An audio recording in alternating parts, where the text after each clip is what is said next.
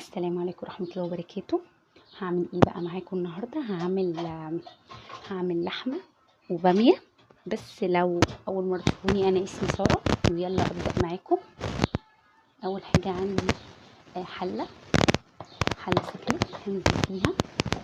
اول حاجة هنزل عشان انا عندي سمنة بلدي، زبدة بلدي، هنزل بحبة زيت كده صغننين عشان دي زبدة بلدي مش سمنة، فعشان بس ما تتحرقش وكده هنزل بيها.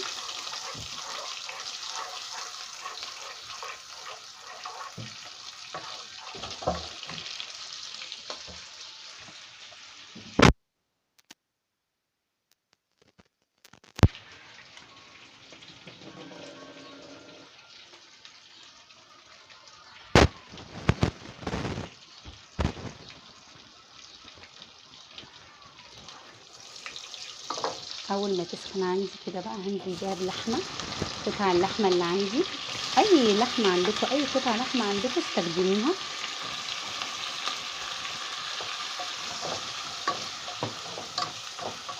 انا مقطعاها صغيره شويه عشان هعمل فيها باميه، ما تبقاش كبيره قوي يعني. هسيبها بقى ما تتشوح كده وتاخد لون. هنا بقى اللحمه خلاص كده خدت عندي صدمه حلوه ولون حلو كده تمام. اول ما تاخد عندي لون كده هنزل عليها ببصلايه متقطعه مكعبات، وهديها تشويحه حلوه معاها كده تمام. قبل طبعا ما ننزل بالثومه وقبل ما ننزل بالصلصه بتاعه الطماطم. وطبعا بقى بعد ما اللحمه كده والبصل خدت تشويحه حلوه هنزل كده بايه، فص ثوم. انا هنا مقطعه الثوم حاجات بسيطه مش فرماه، بحبه كده في الباميه صراحه. اول ما الثوم اشم ريحته، اول ما اشم ريحه الثوم بقى هنزل بصلصه الطماطم. بصوا لون اللحمه حلوه قوي ازاي، هو ده اللي انا عايزاه.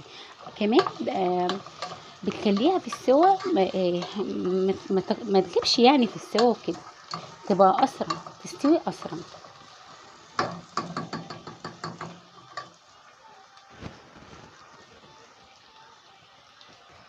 هنا بقى انا شميت ريحه التومه خلاص، هنزل بقى بصلصه الطماطم، طماطم مضروبه كده في الخلاط.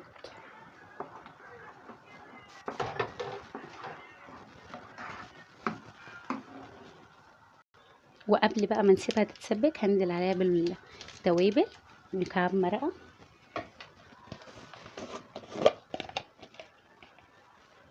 شويه كزبره ناشفه،